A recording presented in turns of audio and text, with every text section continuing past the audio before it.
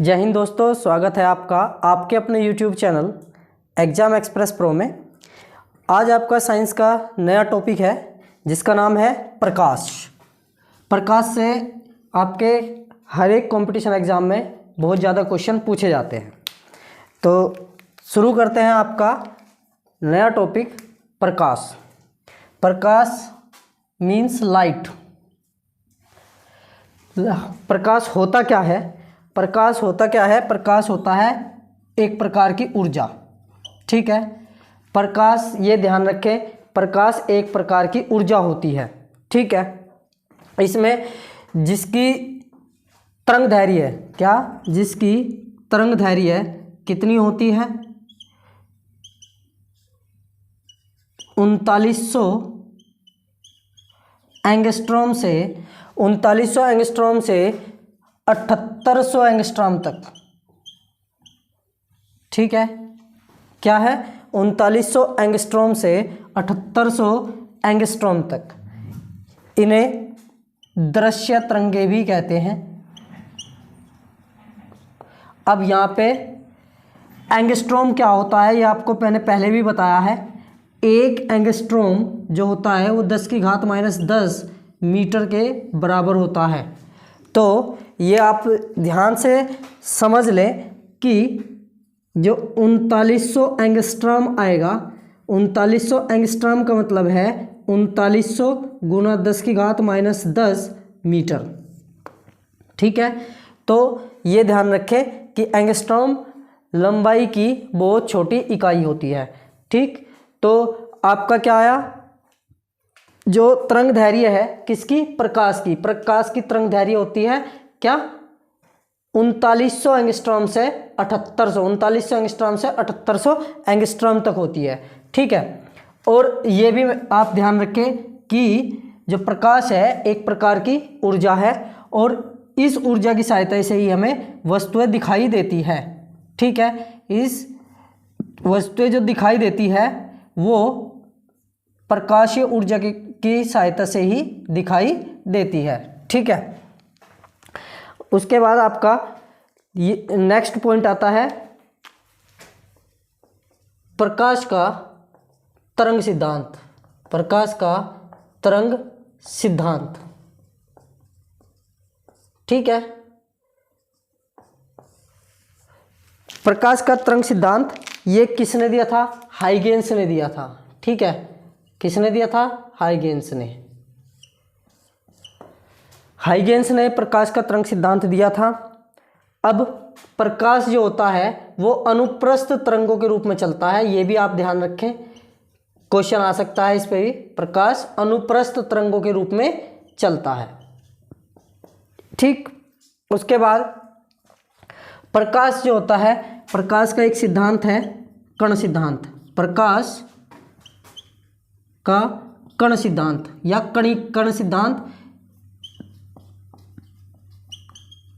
प्रकाश का कण सिद्धांत या कणिका सिद्धांत। प्रकाश का कणिका सिद्धांत क्या होता है कि जो प्रकाश है वो ऊर्जा के छोटे छोटे पैकेटों या बंडलों के रूप में चलता है।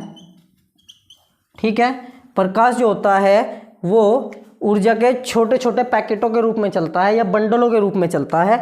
एक बंडल को एक फोटोन कहा जाता है। एक बंडल को क्या कहा जाता है? एक फोटोन कहा जाता है या क्वांटा कहा जाता है। क्या कहा जाता है? क्वांटा। ठीक, एक ऊर्जा का जो पैकेट होगा उस पैकेट को क्या कहा जाता है? फोटोन कहा जाता है। ठीक है, तो इसीलिए इस कण सिद्धांत को फोटोन सिद्धांत भी कह सकते हैं। अब इसमें आप ये समझ जाइए कि जो प्रकाश है, प्रकाश की दोहरी प्रकृति होती है, यानी वो कणों के रूप में भी चलता है। प्रकाश की कैसी प्रकृति होती है? दोहरी प्रकृति होती है। वो कणों के रूप में भी चलता है जिसे कण प्रकृति कहते हैं, और वो तरंगों के रूप में भी चलता है जिसे हम तरंग प्रकृति कहते हैं। कण का मतलब है प्रकाश जो है ऊर्जा के पैकेटों के रूप में चलता है। ठीक, प्रकाश कैसे चलता है? पैकेटों के रूप में चलता है, और जो ये पैकेट है वे ही तरंगे उत्पन्न करते हैं, यानी वे तरंगे क्या हैं? अनुप्रस्थ तरंगे होती है। क्या होती है? अनुप्रस्थ तरंगे होती है, यानी प्रकाश जो होता है वो अनुप्रस्थ तरंगों के रूप में चलता है। और इसमें प्लैंक नाम के साइंटिस्ट का बहुत योगदान रहा। प्लैंक नाम के साइंटिस्ट का बहुत ज़्यादा योगदान रहा है। अच्छा, अब प्रकाश जो होता है, प्रकाश का जो वेग होता है वो होता है वायु में, प्रकाश का वेग वायु में 3 × 10⁸ मीटर प्रति सेकंड होता है। क्या होता है? प्रकाश का वेग वायु में कितना होता है? 3 × 10⁸ मीटर प्रति सेकंड। ठीक है, प्रकाश का जो वेग है उसकी वैल्यू कितनी होती है? 3 × 10⁸ मीटर प्रति सेकंड। उसके बाद आपका नेक्स्ट पॉइंट है, प्रकाश के वेग को सबसे पहले किसने नापा था? वो नापा था रोमर ने। किसने? रोमर ने प्रकाश के वेग को सबसे पहले नापा था। ठीक है, उसके बाद आपका नेक्स्ट पॉइंट है कि प्रकाश जो है अगर मैं कहूँ सूर्य से पृथ्वी तक आने में कितना समय लेता है? प्रकाश सूर्य से पृथ्वी तक आने में 8 मिनट 16.6 सेकंड लेता है। ठीक है, क्या लेता है? सूर्य से पृथ्वी तक आने में कितना समय लेता है? 8 मिनट 16.6 सेकंड लेता है। ठीक है, अब प्रकाश जो होता है, प्रकाश का जो वेग है वो माध्यम पर निर्भर करता है। किस पर? माध्यम पर निर्भर करता है, और वो माध्यम का भी क्या? अपवर्तनांक, माध्यम के अपवर्तनांक पर निर्भर करता है। ठीक है, यानी प्रकाश जो है कितनी तेजी से चलेगा, कितने वेग से चलेगा, ये कहाँ निर्भर करता है? माध्यम पर या माध्यम के अपवर्तनांक पर। ठीक, जो प्रकाश का वेग है,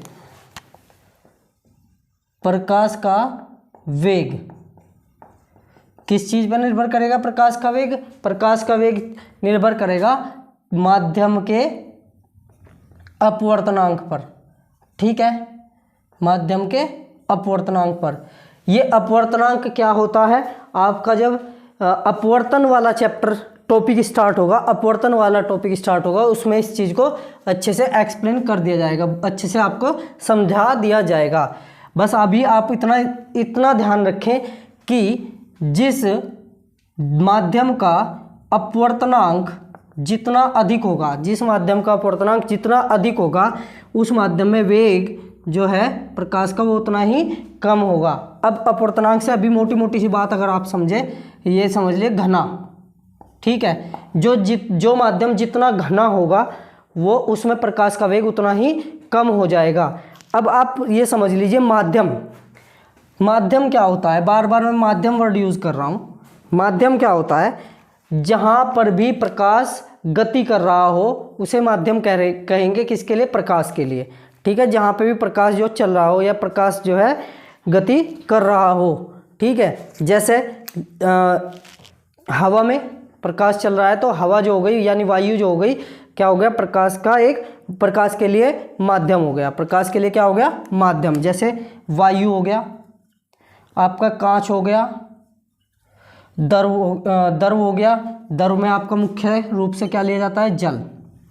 ठीक है, ये सब माध्यम है। तो इसमें सबसे ज़्यादा घना कौन सा है? सबसे घना है कांच। तो इसमें प्रकाश का वेग जो होता है वो सबसे कम होगा।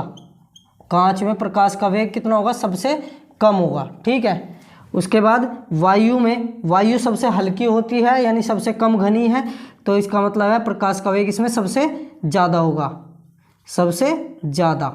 ठीक है, और द्रव में प्रकाश की जो दरों में जो प्रकाश का वेग होता है वो वायु में प्रकाश के वेग से कम और कांच में प्रकाश के वेग से अधिक होगा, कहीं में दरों में। ठीक है, तो आपको ये पॉइंट ध्यान रखना है कि अगर अपवर्तनांक ज़्यादा है, अगर अपवर्तनांक ज़्यादा है तो वेग क्या होगा, कम हो जाएगा।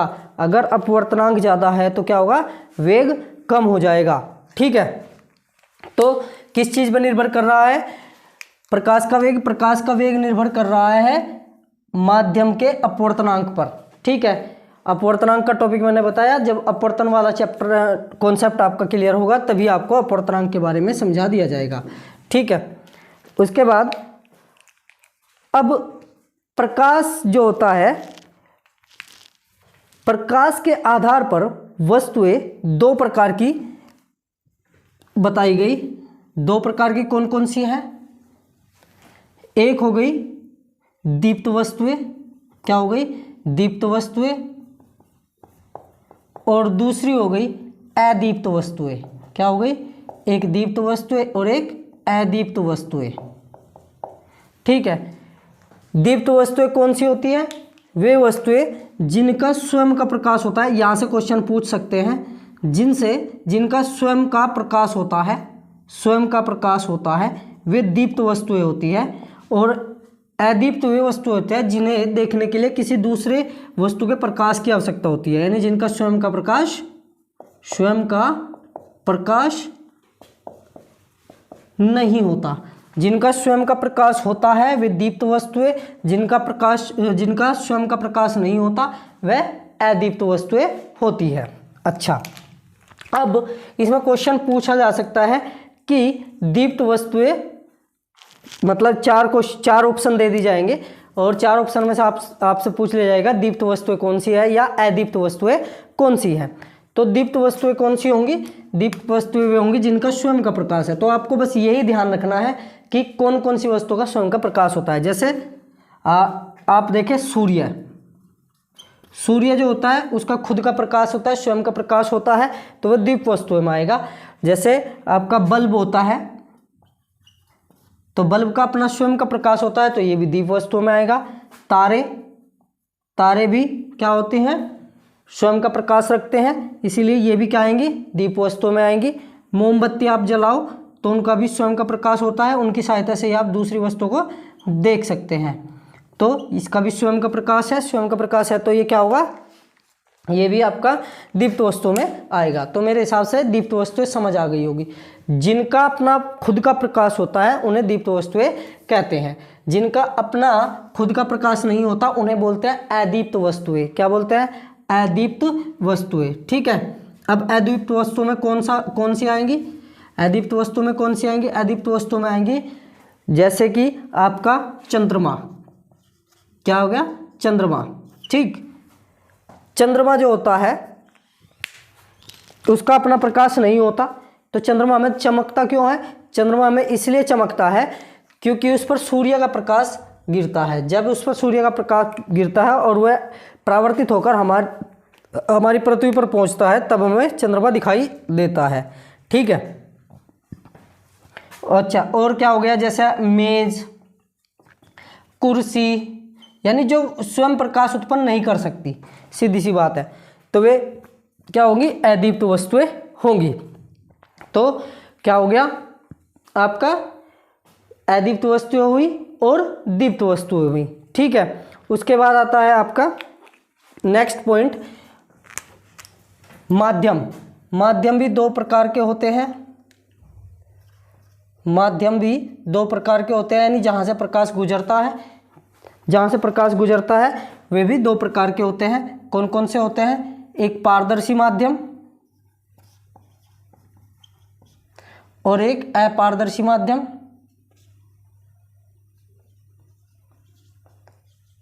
ठीक, जिससे प्रकाश जो है वो आर पार हो सकता हो, जिससे प्रकाश जो है आर पार हो सकता हो, या आप ये कहे, इस चीज़ को ऐसे समझ सकते हैं, जिसके हम आर पार देख सके, जिसके हम आर पार देख सके वो पारदर्शी होता है, और जिसके आर पार नहीं देखा जा सकता हो वे क्या होगा, वो क्या होगा, अपारदर्शी माध्यम। जैसे हमने कोई क्या ले लिया, कांच का टुकड़ा ले लिया, या जो लेंस है, जैसे ये चश्मा है, इस चश्मे में क्या है, लेंस है, तो इसके आर पार देखा जा सकता है, तो इसीलिए ये क्या हो गया, पारदर्शी माध्यम हो गया। ठीक। और अगर कोई वस्तु है जिसके आर पार नहीं देखा जा सकता, जैसे ये डस्टर है, इस डस्टर के आर पार नहीं देखा जा सकता, ये डस्टर क्या हो गया, अपारदर्शी हो गया। ठीक है। और एक हो गया आपका अर्धपारदर्शी। अर्धपारदर्शी, अर्धपारदर्शी कौन सा होगा, अर्धपारदर्शी माध्यम वो होता है जिसमें आर पार देखा साफ साफ, मतलब आर पार आप साफ साफ नहीं देख सकते, जिसमें मतलब बिल्कुल क्लियर नहीं देख पाते। ठीक। वो होगा वो अर्धपारदर्शी माध्यम। ठीक। तो ये हो गया आपका माध्यम, पारदर्शी और अपारदर्शी। ठीक। अब आप यहाँ पे ये भी कह सकते हो कि वस्तु भी ये मतलब 3 प्रकार की होती है, पारदर्शी, अपारदर्शी और अर्धपारदर्शी। वे वस्तुएं जिनके आर पार देखा जा सकता है वे पारदर्शी, और जिनके आर पार नहीं देखा जा सकता वे अपारदर्शी, और जिनके आर पार देखा जा सकता है लेकिन बिल्कुल साफ नहीं देखा जा सकता, बिल्कुल क्लियर नहीं देखा जा सकता, उन्हें बोलेंगे आप अर्धपारदर्शी। ठीक है। उसके बाद आपका क्या आता है, नेक्स्ट पॉइंट आता है आपका, मैंने अभी थोड़ी देर पहले आपको एक पॉइंट बताया था कि प्रकाश के 2 सिद्धांत हैं। प्रकाश के 2 सिद्धांत, वे 2 सिद्धांत कौन कौन से हैं भाई, प्रकाश के 2 सिद्धांत कौन कौन से बताए, एक तरंग सिद्धांत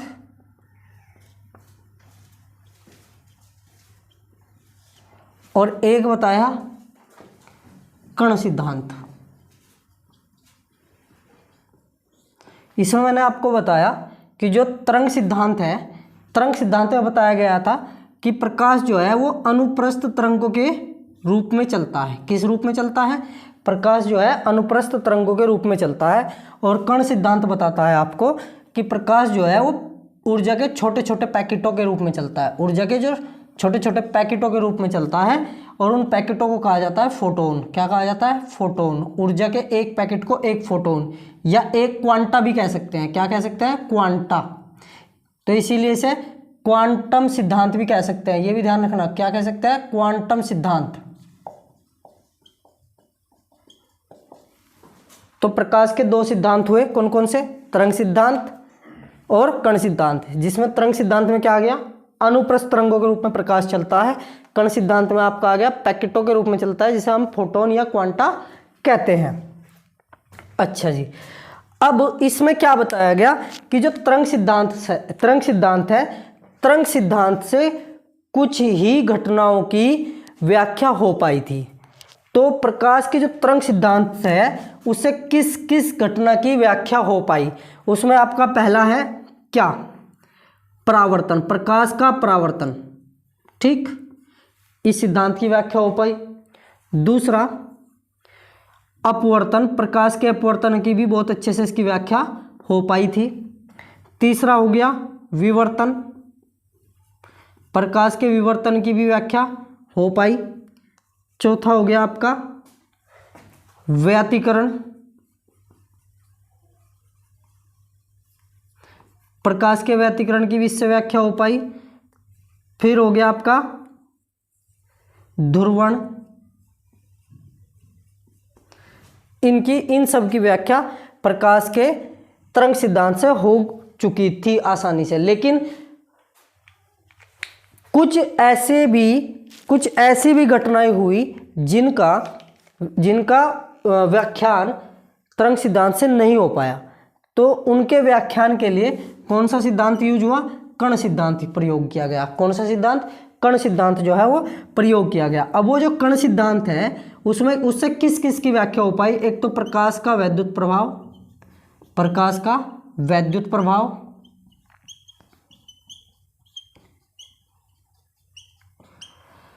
दूसरा कॉम्पटन प्रभाव, कॉम्पटन प्रभाव। ये आपके इसमें सिलेबस में इसके बारे में कोई एक्सप्लेनेशन नहीं कराना है, बस इतना ही याद रखना है कि प्रकाश के कण सिद्धांत से किस किस घटना की व्याख्या हो पाई। तो प्रकाश का वैद्युत प्रभाव की जो व्याख्या कर पाए वो कण सिद्धांत से ही हुई। कॉम्पटन प्रभाव की व्याख्या भी कण सिद्धांत से ही हुई। और तीसरा पॉइंट आता है रमन प्रभाव। रमन प्रभाव भी इसी से ही हो पाया। रमन प्रभाव की जो व्याख्या हुई वो भी कण सिद्धांत से ही हुई। ठीक है, तो ये आप ध्यान रखें कि किसकी व्याख्या हो पाई है, कौन से सिद्धांत से, कौन सी घटना की व्याख्या आसानी से हो पाई है। ठीक है, उसके बाद आपका नेक्स्ट पॉइंट आता है, क्या आता है नेक्स्ट पॉइंट, प्रकाश का जो विवर्तन है। देखिए जरा, इसमें मैंने बहुत सारे आपको घटनाएं बताई, जैसे परावर्तन, अपवर्तन, ठीक, विवर्तन, व्यतिकरण। तो आपसे जो क्वेश्चन पूछा जाता है वो किससे पूछा जाता है मैक्सिमम? एक तो विवर्तन से पूछा जाता है। विवर्तन से ज़्यादा क्वेश्चन नहीं पूछा जाता, एक छोटा मोटा कोई क्वेश्चन पूछा जा सकता है विवर्तन के बारे में। एक पूछा जाता है परावर्तन, तो परावर्तन से बहुत ज़्यादा क्वेश्चन पूछे जाते हैं, तो परावर्तन का हम एक पूरा एक टॉपिक ही लेंगे अलग से। और एक पूछा जाता है अपवर्तन। ठीक, अपवर्तन से भी एक, ये दोनों जो है एक कंबाइंड टॉपिक ले लेंगे। ठीक है, ये क्योंकि ये दोनों ही बहुत इंपॉर्टेंट टॉपिक है, इसीलिए इन्हें अलग टॉपिक बनाकर तब आपको समझाया जाएगा। तो फिलहाल आप जो है विवर्तन को समझें। विवर्तन क्या होता है? विवर्तन क्या होता है? जब प्रकाश जो होता है ना तीक्ष्ण किनारों से निकलता है, जब प्रकाश जो है तीक्ष्ण किनारों से निकलता है तो क्या होगा, वो अपने मार्ग से मुड़ जाएगा। ठीक है, अपने मार्ग से क्या हो जाएगा, मुड़ जाएगा। ठीक, अपने मार्ग से क्या होगा, मुड़ जाएगा। इस घटना को ही क्या कहते हैं, इस घटना को ही कहते हैं हम विवर्तन। ठीक है, बस इतना ही क्वेश्चन इसमें पूछा जा सकता है विवर्तन के ऊपर। ठीक है, तीक्ष्ण किनारों से जैसे ही वो मुड़ेगा ना, इसी घटना को हम क्या कहते हैं, विवर्तन कहते हैं। ठीक, इतना ही क्वेश्चन आपसे इसमें पूछा जा सकता है। उसके बाद आपका एक पॉइंट है प्रकाश का प्रकीर्णन। प्रकीर्णन से भी क्वेश्चन आता है, प्रकाश का प्रकीर्णन।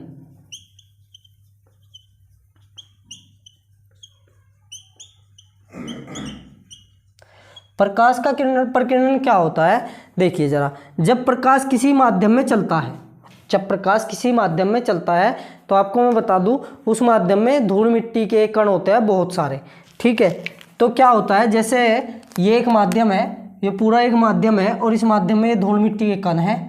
ठीक, और यहाँ से प्रकाश किरण आती है, तो प्रकाश किरण जो है वो किसी एक कण से जैसे ही टकराएगी तो वो प्रकाश तरंग जो है टकराते ही उसे कण द्वारा एब्जॉर्ब कर लिया जाएगा, यानी अवशोषित कर लिया जाएगा।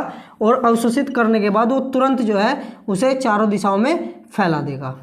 ठीक, इसे प्रकाश का प्रकीर्णन कहते हैं। ठीक है, क्या कहते हैं, प्रकाश का प्रकीर्णन कहते हैं। यानी प्रकाश का किसी माध्यम में जब चलता है प्रकाश, तो उस माध्यम के कण प्रकाश को अवशोषित कर लेते हैं और अवशोषित करने के बाद फिर उसे क्या कर देते हैं, तुरंत ही हर एक दिशा में फैला देते हैं। तो इस घटना को प्रकाश का प्रकीर्णन कहते हैं। ठीक, अब जो प्रकाश का प्रकीर्णन है, इस पे आधारित जो क्वेश्चन है वे क्या क्या आ सकते हैं, देखिए जरा। एक तो इंद्रधनुष का बनना, नहीं इंद्रधनुष का नहीं, इसमें क्या आएगा आपका, आपका आएगा आकाश का रंग, आकाश का रंग नीला दिखाई देना। नीला दिखाई देना, तो नीला क्यों दिखाई देता है, आकाश का रंग जो है वो नीला क्यों दिखाई देता है, वो प्रकाश के प्रकीर्णन के कारण ही दिखाई देता है। ऐसा क्यों होता है, क्योंकि जो प्रकाश होता है ना, प्रकाश मुख्यतः 7 रंगों का होता है। कितने रंगों का, 7।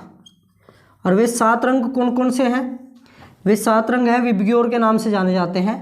आप याद रखें, किसके नाम से, विबग्योर के नाम से जाने जाते हैं।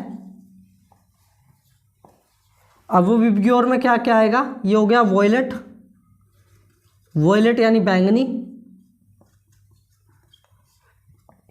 ये हो गया इंडिगो, इंडिगो यानी आसमानी, ठीक, ये हो गया ब्लू, ब्लू यानी नीला, ये हो गया ग्रीन यानी हरा, ये हो गया येलो,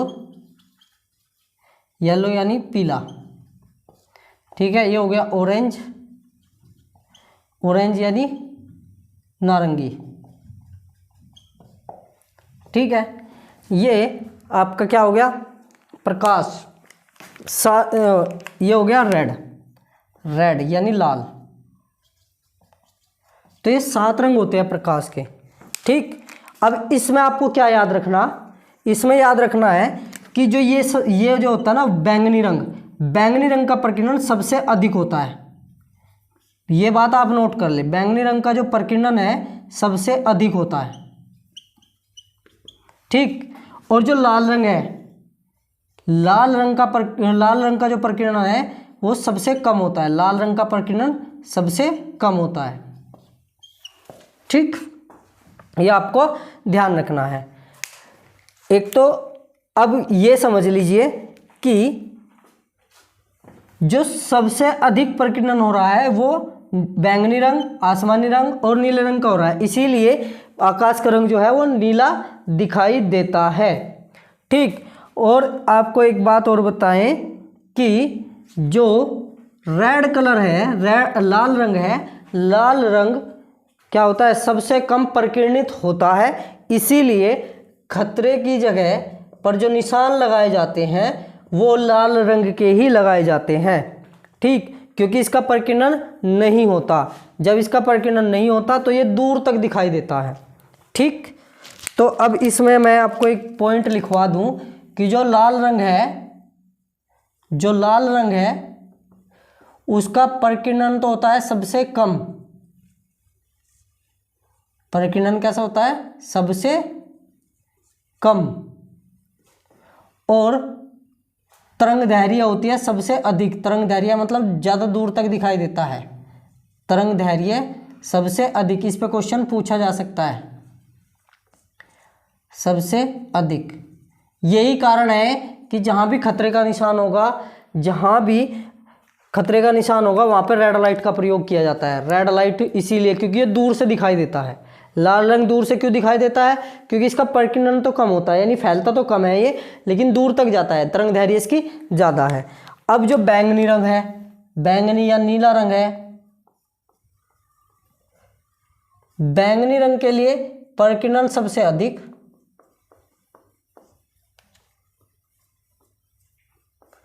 प्रकीर्णन सबसे अधिक, और भाई तरंग दैर्घ्य सबसे कम।